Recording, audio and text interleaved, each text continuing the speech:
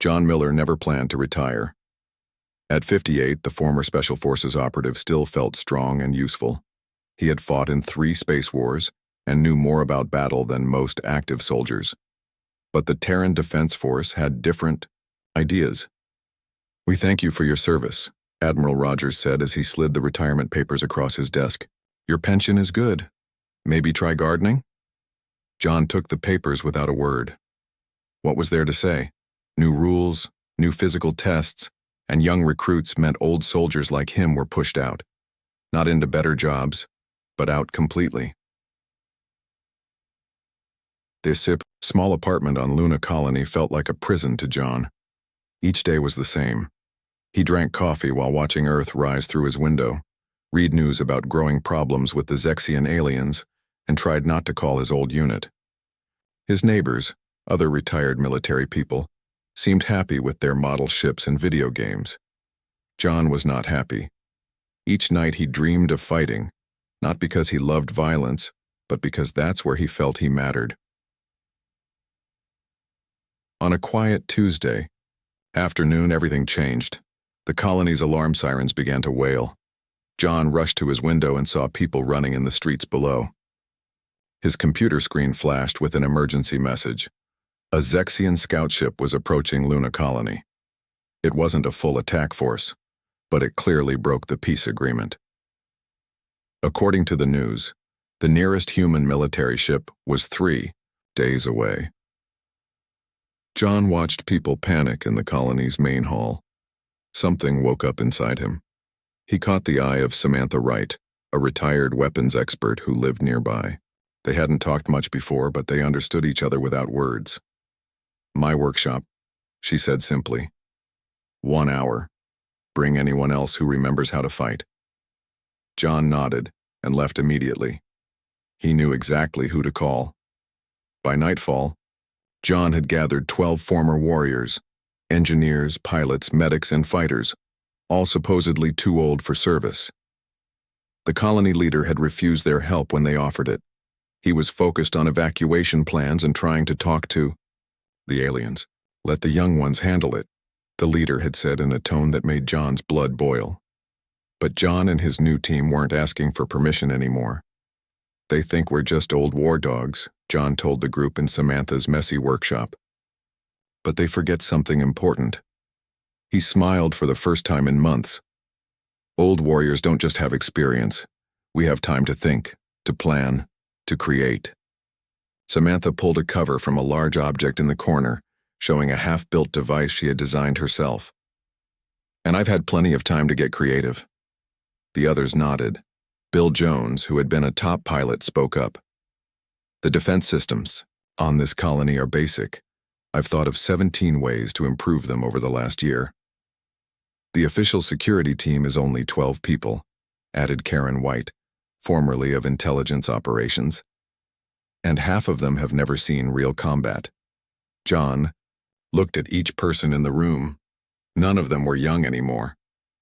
Some had gray hair, others had scars or replacement limbs, but their eyes were sharp and focused. They had been warriors once, and now they were again.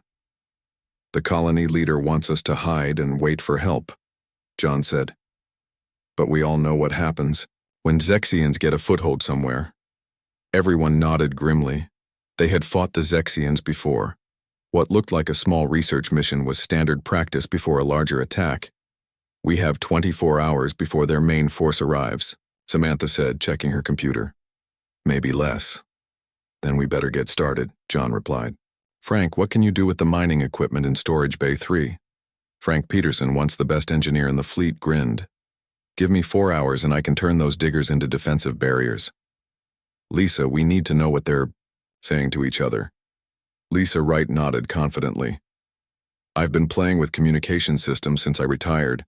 Give me access to the main antenna, and I can crack their transmissions." One by one, each retired warrior took on a task. They weren't following military rules anymore. They were free to try ideas that had been rejected by committees and commanders years ago. "What about the colony security team?" Karen asked. "They'll try to stop us if they realize what we're doing." John thought for a moment. We avoid them. We work in our homes and workshops in places they don't check. We look like harmless old people doing hobbies. The group split up, each person heading to their living space to begin work. John walked with Samantha through the quiet residential area of the colony. "Do you think we can really do this?" she asked quietly. "It's been years since most of us have seen action." John looked up at the stars visible through the colony's clear dome. "We're not the same warriors we used to be," he admitted. "We're better." "Better?" Samantha raised an eyebrow. "We've had time," John explained. "Time to learn from our mistakes. Time to think about what we would have done differently. Time to come up with new ideas. The active military is always rushing from one crisis to the next, following the old playbooks. We've had years to write new ones." They reached Samantha's door. "And if we fail?" she asked. John's face grew serious. "Then we fail knowing we tried. That we didn't just sit in our rooms playing games while our home was taken?" Samantha nodded and entered her apartment. John continued to his own home, his mind already planning their defense. The Zexians were coming, but they were expecting to find a colony of civilians and a small by-the-book security team. They weren't expecting to face 12 retired warriors with decades of experience and years of creative thinking. As John entered his apartment, he went straight to a locked box under his bed. Inside was his old service pistol, not officially allowed, but many veterans kept souvenirs. Next to it was a notebook filled with ideas, battle plans, and designs he had sketched during his long, boring retirement. "Time to see if these old ideas work," he muttered to himself as he began to prepare. Outside, the colony continued its normal evening routine. No one noticed the subtle changes beginning to happen throughout Luna Colony. No one saw the small devices appearing in key locations or the modifications being made to everyday systems. By morning, the colony would still look the same to casual observers, but it would be very different. And when the Zexians arrived, they would discover just how dangerous retired human warriors could be. The Zexian scout ship landed 3 miles from the main dome of Luna Colony. 12 tall, insect-like aliens stepped out wearing dark armor. They brought strange equipment with them. The colony's news channel called it a research mission, but John and his team knew better. They had fought Zexians before. This was how they always started before a big attack. The colony's small security team was told to stand back while the leaders tried to talk with the aliens. Meanwhile, John's team of retired warriors worked quietly in their homes and workshops across the colony. Frank Peterson had been fixing mining equipment for 30 years before he retired. Now he changed some digging machines into strong barriers. He worked in his garage where no one would notice. "In the old days, they never let me try my ideas," Frank told John as he connected wires in a control panel. "Too risky," they said. "Now no one is stopping me." Lisa Wright sat in her living room with radio parts spread on her table. Once, she had been the best at breaking enemy codes. After 5 years of retirement, she was even better. She built small devices that could listen to Zexian talk without them knowing. "The young security team doesn't even know what to listen for," she said as she worked. "I've heard Zexian battle plans before. I know what words mean trouble." William Gardner had been a top pilot. In retirement, he fixed the colony's small cleaning robots as a hobby. Now he changed their programming. The robots would still clean, but they would also watch the Zexians and send pictures back to William's computer. "No one looks twice at a cleaning bot," he said with a smile. "Best spies in the galaxy." John made the community center their secret base. It was perfect, mostly, used by older people for games and talking. The colony security rarely checked it. In a back room, John set up maps and computers while pretending the group was planning a party. By evening, Samantha was ready to use her first invention. She had built small devices that could fool Zexian scanners. When the aliens tried to scan the colony's walls and systems, they would see strong spots as weak and weak spots as strong. "In the military, I never had time to finish these," she told John as she gave small devices to team members to place around the colony. "Always the next fight, the next emergency. Now I've had 3 years to get them right." The team worked in shifts. They kept their normal routine so no one would suspect anything. They ate in the dining hall, walked in the garden dome, and waved to neighbors. But each person also placed devices, changed systems, and prepared defenses. They were no longer following military rules or taking orders from commanders. They were free to try all the ideas they had thought about for years. Kevin Harris had been a medic for 30 years. Now he worked part-time in the colony's small hospital. At night, he built special shields to protect against Zexian weapons that attacked the human nervous system. The military said these were too expensive to make. Kevin said as he showed 3 small dome-shaped devices to John. "I built these from hospital supplies and parts from my grandson's old toys." John looked at his team with pride. These people had been called outdated and pushed into retirement. Now they were the colony's best hope. "We spent our lives fighting. By the rules," John told them during their evening meeting. "Now we make our own." Early the next morning, the colony's alarm sounded again. A much larger Zexian ship had arrived earlier than expected. It was huge, blocking the view of Earth from the colony's windows. The colony leader immediately began surrender talks, following orders from Earth Command to avoid fighting until help arrived. All residents were told to stay in their homes while the Zexian commander and 20 soldiers walked to the colony's main building to take control. But John's team had worked all night to prepare the colony. Carol Duncan had retired from psychological operations 5 years ago. She knew how to confuse enemies without hurting them.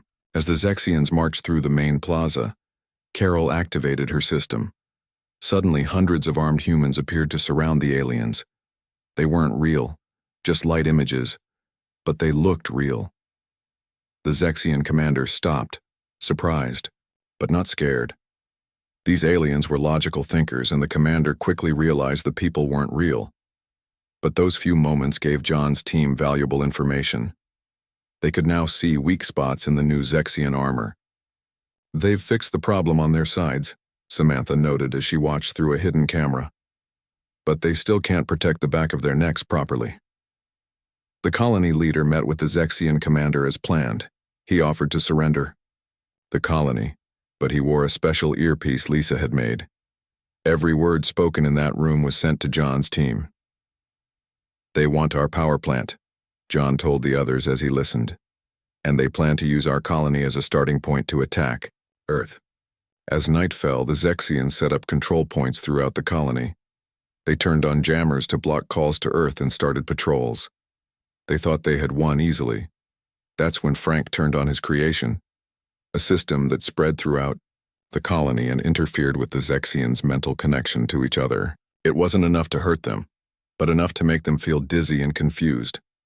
John walked alone to the main building where the Zexian commander had set up its base. The alien guards raised their weapons but moved slowly, affected by Frank's device. "I speak for the retired military personnel of this colony," John said calmly. "We have not surrendered." The commander made clicking sounds before its translator changed the sounds to human speech. "Your colony has given up. Fighting is pointless." John smiled. "Let me show you something." He turned on a small projector showing views from around the colony. Every Zexian patrol was surrounded by invisible fields that William had placed. The aliens couldn't see or detect these fields, but the fields could turn off their weapons instantly. "We could have activated these when you landed," John explained. "But we wanted to give you a chance to leave peacefully." The commander's large eyes narrowed. "You are lying. This colony has very small defenses." "Officially, yes," John agreed. "But unofficially?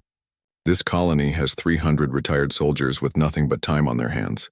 People who spent decades thinking, 'I wish I could try this idea.' Now we can, and we have." John stepped closer to the alien commander. "You have 1 hour to go back to your ship and leave our space. After that, we'll show you exactly how creative retired warriors can be." The Zexian commander did not leave as John had hoped. Instead, it ordered all its soldiers to spread throughout the colony. The aliens took control of important areas like the air system, the water plant, and the power center. They thought they were being smart, but John's team had expected this move. "They're doing exactly what we thought they would," William said as he watched the aliens on his screens. He sat in what used to be his painting room, now filled with small screens showing feeds from his modified cleaning robots. The colony leader sent an urgent message to John. "What have you done? The Zexians say they will cut off air to homes if you keep fighting." John turned to Carol, who had studied Zexian behavior for 20 years. "Would they really hurt regular people when they want to use our colony?" "It's a common threat," she replied. "But they need this place working well. They will try to catch us first before they damage anything important." Now it was time for the next step in their plan. Throughout the colony, the retired warriors had built what looked like harmless hobby projects. Now these projects showed their true purpose. Ellen Baker had been an explosives expert in her military days. After retirement, she made pottery and placed her vases and bowls all around the colony's public spaces. What no one knew was that inside these beautiful pieces were small electromagnetic pulse devices. When she activated them, they shut down all Zexian communication systems without affecting human technology. Paul Rodriguez had once been an urban warfare specialist. Since retiring, he had worked on the colony's gardens, building what he called landscape improvements. Now these innocent-looking garden features served as perfect hiding spots and defensive positions. The Zexians moved to take control of the power plant, their main goal. They found it with few guards, just as their scans had shown. What they didn't know was that Daniel Evans, the retired chief engineer who had helped build the plant, had made special changes over the last 3 years that let him control the power from his personal tablet. As the Zexian squad entered the facility, Daniel calmly reduced power to that section by 70%. It was still enough to keep life support working, but most Zexian equipment stopped working because it needed more power than human devices. All across the colony, similar things happened. The Zexians found themselves fighting not against normal military resistance, but against an environment that had been quietly turned into a weapon by people who had spent decades learning Zexian weaknesses. The Zexian commander grew angry and ordered a direct attack on what they thought was John's command center. 20 elite troops surrounded the community recreation center and broke through the doors with weapons ready. They found only a group of old humans playing board games. The real command center was spread throughout the colony, in private homes, workshops, and hobby rooms. There was no single place to attack, no leader to capture. Just a loose network of veterans who had fought the Zexians before and had spent years preparing for them to return. "They're changing their plans," Samantha warned as she listened to Zexian communications from her workshop. "They're bringing special equipment from their ship." John nodded. "Time for our backup plan." Across the colony, retired pilots like William activated the maintenance drones they had reprogrammed. The drones were too small to use as weapons, but they could carry the devices that Kevin and Samantha had built. These were small versions of the systems that made the Zexians feel dizzy and confused. The drones flew toward the Zexian ship, using a path that the ship's sensors couldn't detect. Lisa had found this blind spot years ago during the last war. The Zexians had fixed many weaknesses since then, but not this one. They thought it was too small to matter. As the drones attached their devices to the ship's hull, they began to affect its systems. It wasn't enough to destroy the ship, but it was enough to prevent it from helping the ground troops or, more importantly, from leaving to call for more Zexian ships. The Zexian commander, now cut off from both its soldiers and its ship, received another visit from John. "I believe our hour is up," John said calmly. "Would you like to see what else we've prepared?" The commander's large eyes blinked rapidly, a sign of stress in Zexians. "Your resistance is unexpected. Our scans showed this colony had minimal defenses." "Your scans were correct," John replied. "We don't have many official defenses. What you missed were the unofficial ones." "Explain," the commander demanded. John leaned against the wall casually. "This colony is home to over 300 retired military personnel. People who spent their careers fighting your kind. People who were told they were too old to serve anymore." The commander made a dismissive gesture. "Old warriors are obsolete." "That's where you're wrong," John said. "When warriors retire, they don't lose their knowledge. They don't forget how to fight.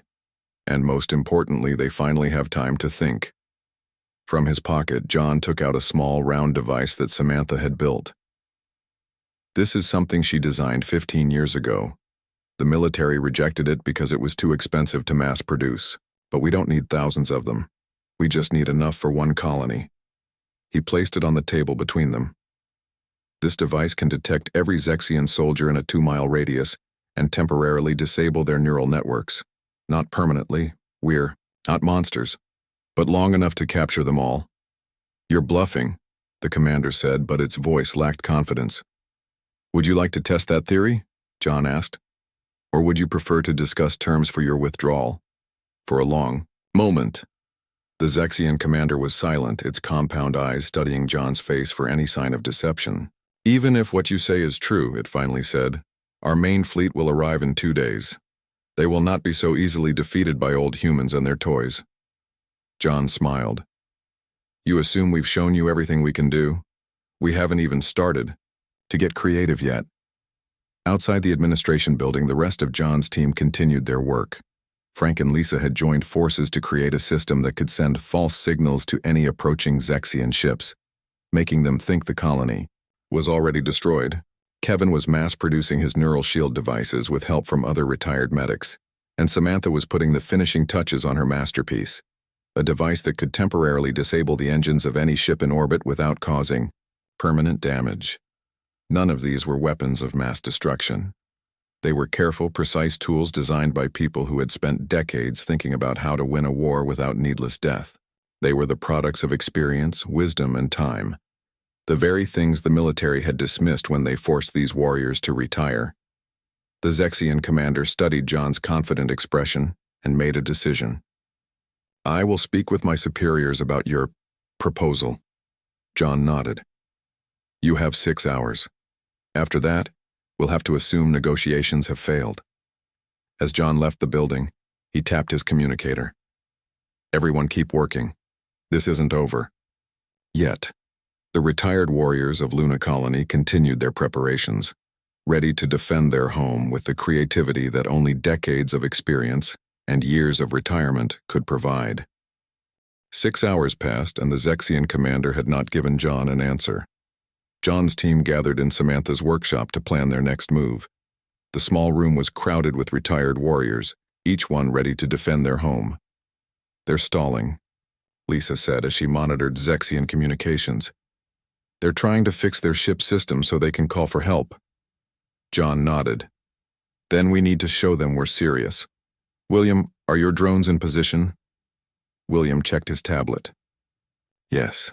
All 30 drones are around their ship, ready to release the second wave of disruptors. Good. Samantha, how's your big project coming? Samantha smiled and pulled a cloth off a device in the corner of her workshop. It looked like a small satellite dish connected to a computer. It's ready. This will disable the engines of any ship that tries to enter orbit around Luna. Not permanently, but enough to make them think twice. What about our people? Karen asked. The colony residents are scared. Some are still locked in their homes. Carol is handling that, John replied. She's using the emergency communication system to keep everyone calm and informed. We don't want panic. The door opened and Frank rushed in. Bad news. The Zexians have figured out how to work around our power limitations. They've brought portable power cells from their ship to the areas we cut off. John wasn't surprised. The Zexians were smart and adaptable. That's what made them dangerous. Time for Phase 3 then. Ellen, are your special devices ready? Ellen nodded. All 20 are in place around the colony. When activated, they'll create small energy fields that will drain those power cells in minutes. Do it, John ordered. As Ellen left to activate her devices, John turned to the rest. The Zexians aren't giving up, and neither are we. But remember, our goal isn't to destroy them. We just need to hold out until the Terran Defense Force arrives. Daniel, the retired engineer, spoke up. I've been monitoring their attempts to take control of our systems. They're good, but they don't understand how I modified the colony's computer network. What did you do? John asked. Daniel smiled. I created a system that looks simple on the surface but has hidden layers.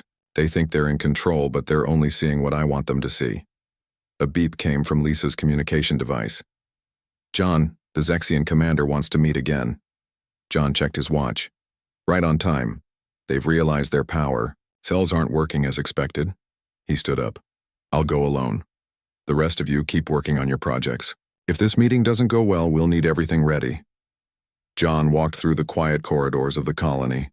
Most residents were still in their homes, but he noticed some were starting to come out, watching curiously as he passed. Word had spread that the retired warriors were fighting back against the aliens. The Zexian commander waited in the same meeting room as before.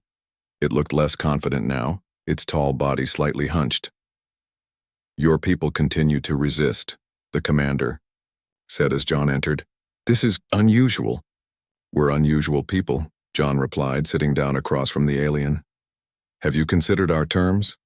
Your terms are unacceptable. This colony is strategically important to the Zexian Imperium." John leaned forward. "Let me be clear. We're not negotiating the outcome, only how we get there. You will leave Luna Colony today.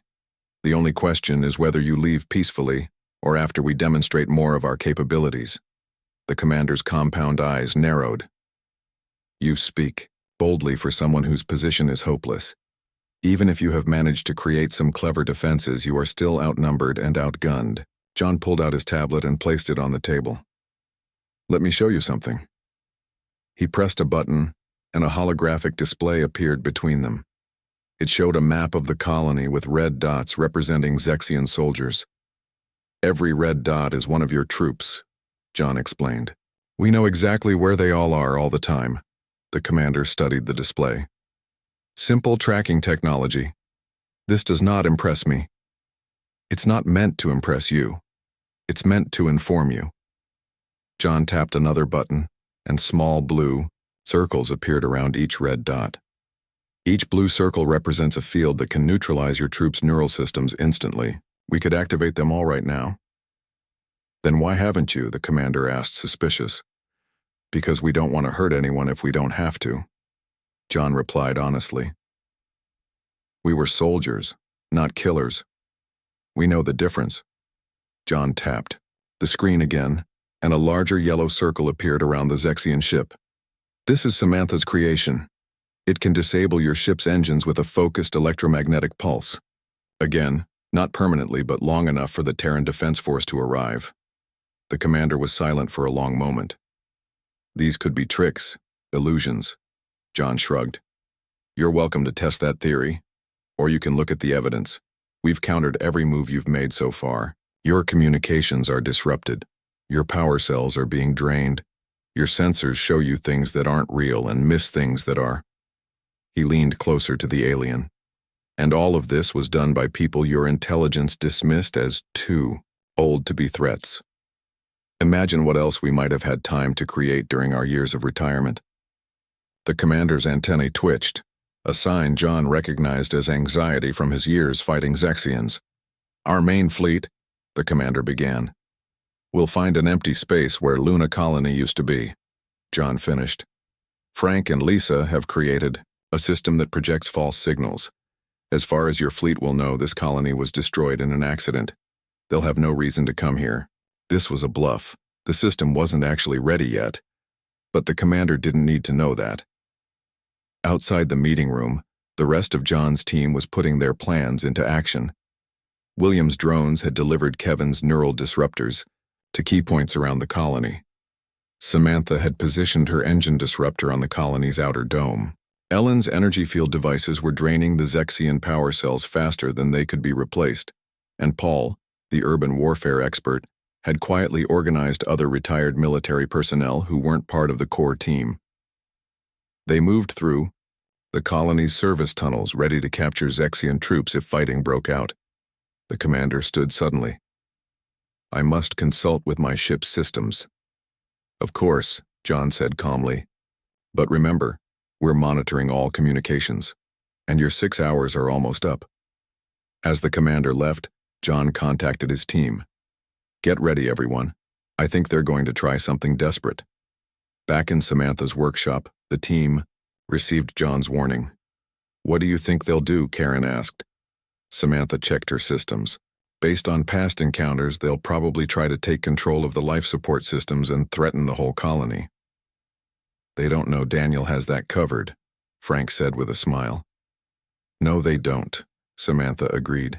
But we should be ready for anything. They're cornered now, and that makes them dangerous.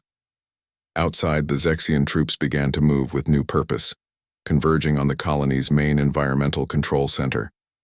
They thought they were being clever and subtle. They had no idea they were doing exactly what John's team had expected and prepared for. The Zexian troops moved quickly toward the environmental control center. They thought they were being smart, planning to take control of the air supply to force the humans to surrender. What they didn't know was that Daniel Evans had been waiting for this move. Daniel sat in a small maintenance room near the control center watching the Zexians on his tablet. He had spent 3 years redesigning the environmental systems of Luna Colony, making changes that nobody noticed but that gave him complete control. They're at the main door, Daniel said into his communicator. Right on time. Do your thing, John replied. We're all counting on you. Daniel smiled and tapped commands into his tablet. As the Zexian soldiers entered the control center, they found all systems working normally. They quickly moved to the main computer and began connecting their devices to take control. The Zexian leader of the group reported to the commander, "We have accessed the environmental systems.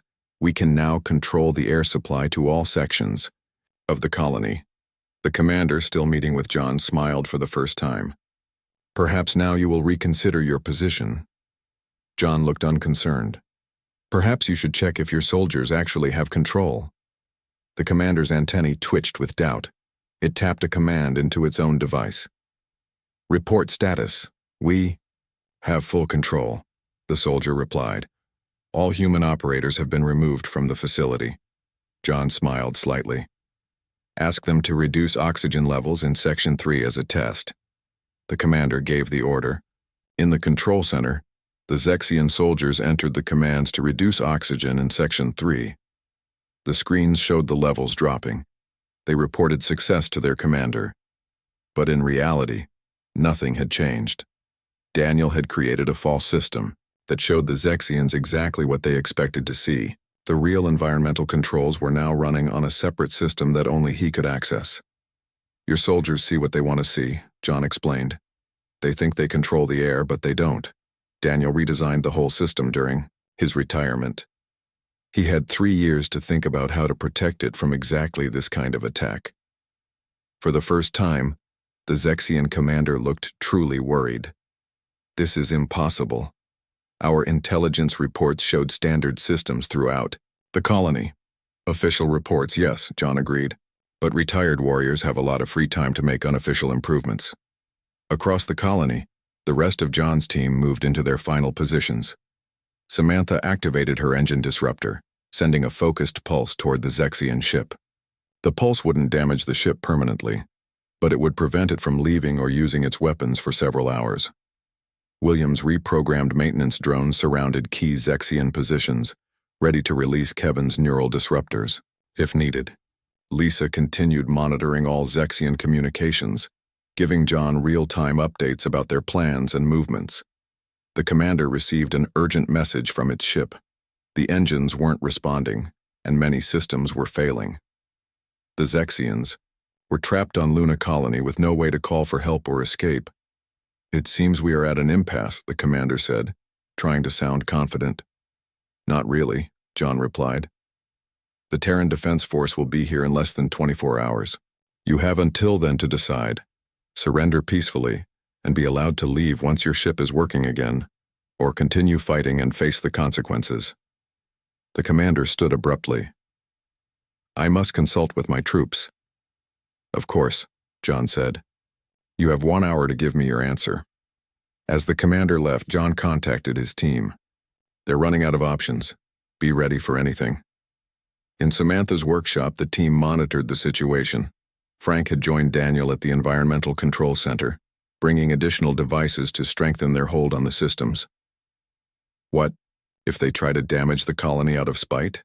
Karen asked, voicing everyone's concern. "They won't," Carol replied confidently. "I've studied Zexian behavior for 20 years. They're logical, When they see no path to victory, they'll cut their losses and try to save face. An hour later, John met the Zexian commander again. The alien looked defeated but was trying to maintain dignity. "We have considered your terms," the commander said stiffly. "We will withdraw our forces from the colony if you disable the devices affecting our ship." John nodded. "Agreed. But your troops will remain under our observation until your ship is ready to leave. Any hostile action will result in immediate consequences." The commander agreed, and over the next 12 hours, the Zexian troops were gathered in the colony's main hangar, watched by William's drones and Paul's security teams. Samantha gradually reduced the effect of her engine disruptor, allowing the Zexian ship to begin repairs. 20 hours after the standoff began, the Terran Defense Force finally arrived. 3 military ships entered orbit around Luna. The young captain who led the rescue mission was confused to find the situation already resolved. "You're telling me your team of retirees defeated an entire Zexian attack force?" the captain asked John in disbelief. "We didn't defeat them," John corrected. "We just showed them it wasn't worth the fight." The captain looked around at John's team, Samantha with her inventions, Lisa with her communication devices, William with his drone controls, and all the others. None of them looked like warriors at first glance.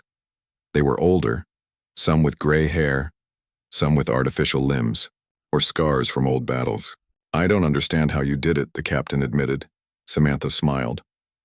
"When we were in active service, we had ideas, ways to fight smarter, not harder. But there was never time to develop them. Always the next crisis, the next battle. In retirement, we finally had time," John added. "Time to think, time to create, time to prepare for the day when we might be needed again." The young captain looked thoughtful. "I'll need detailed reports on everything you used against the Zexians. Some of these inventions could be valuable to the whole fleet." "That was our hope," John said. "Not that we'd have to use them, but that they might help protect others." 2 days later, the Zexian ship departed Luna Colony under escort from the Terran fleet. The colony slowly returned to normal. Residents emerged from their homes and the usual activities resumed. John and his team were honored by the colony leadership, the same people who had dismissed their offers of help days earlier. There was talk of creating a special advisory role for retired military personnel to make use of their experience and ideas. But John's team wasn't interested in ceremonies or new titles. They returned to their quiet lives, their workshops, and their hobbies. Only now they worked with renewed purpose, knowing that their retirement projects might someday save lives again. One evening, John and Samantha sat on a bench in the colony's garden dome watching Earth rise through the clear ceiling. "Do you miss it?" Samantha asked. "Active service?" John thought for a moment. "Sometimes the purpose, the camaraderie. But I think we found something better," he said, looking around at the peaceful colony they had saved. "We found freedom to think, to create, to help in our own way." Samantha nodded. "The Zexians made a serious mistake." "What's that?" She smiled. "They thought retirement made us harmless. They never considered that retired warriors are the most dangerous of all. We've finally got time to be creative,